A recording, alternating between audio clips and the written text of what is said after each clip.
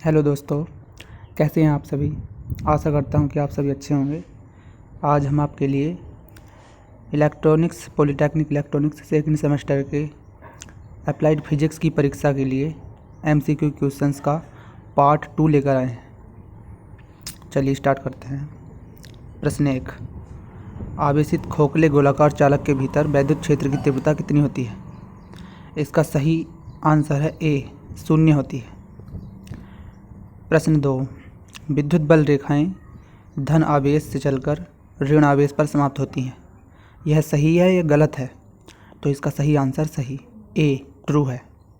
विद्युत बल रेखाएं धन आवेश से चलकर ऋण आवेश पर समाप्त होती हैं, यह कथन सही है। तो इसका सही आंसर ए है, ट्रू। बढ़ते हैं अगले क्वेश्चन पर। प्रश्न 3, गॉस के प्रमेय के अनुसार किसी बंद पृष्ठ से गुजरने वाला वैद्युत फ्लक्स उस पृष्ठ द्वारा परिबद्ध कुल आवेश क्यों का होता है।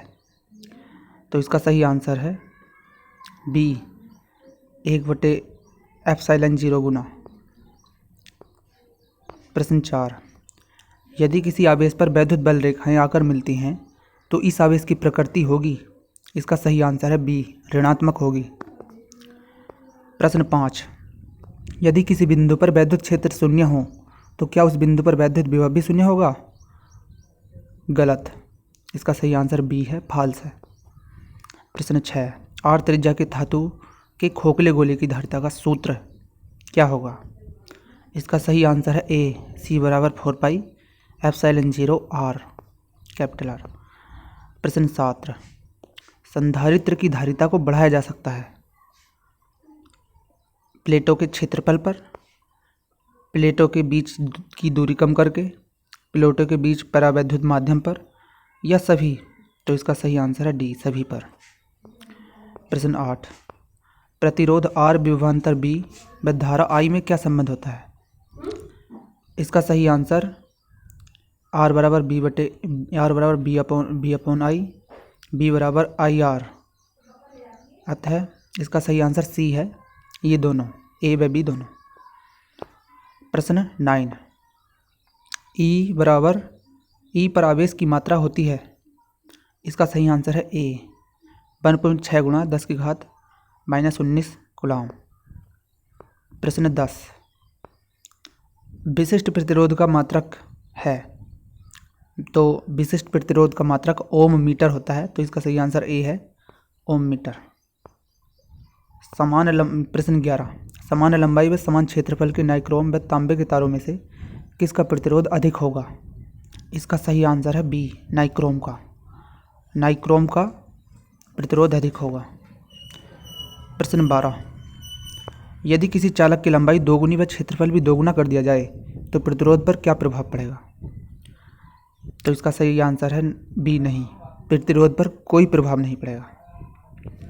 प्रश्न 13, 1 किलोवाट घंटा से क्या आशय है। तो इसका सही आंसर है डी, 1 किलोवाट होता है 3.6 × 10⁶ जूल। प्रश्न 14, व्हीटस्टोन ब्रिज द्वारा चालक का प्रतिरोध ज्ञात किया जाता है।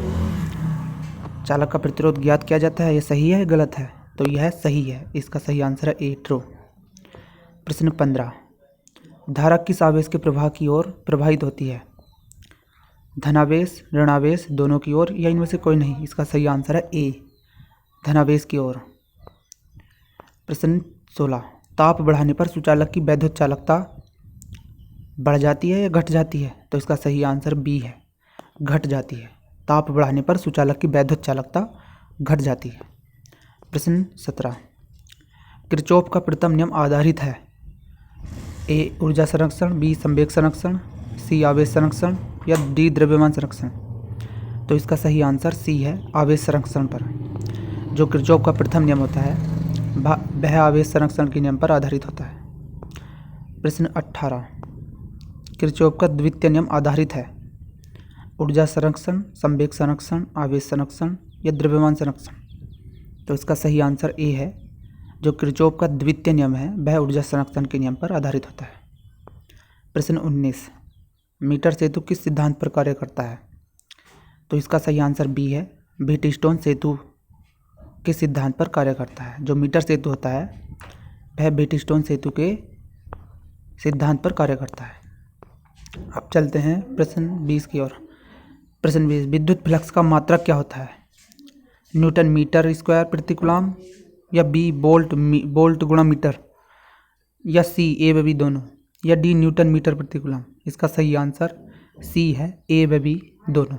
न्यूटन मीटर प्रति कूलम, न्यूटन मीटर स्क्वायर प्रति कूलम, वोल्ट गुणा मीटर, ये दोनों ही विद्युत फ्लक्स के मात्रक होते हैं। तो आशा करते हैं कि आपको हमारी वीडियो अच्छी लगी होगी। ऐसे ही नॉलेज पूर्ण वीडियो देखने के लिए हमारे चैनल को सब्सक्राइब कीजिए और वीडियो को लाइक कीजिएगा। थैंक यू, धन्यवाद।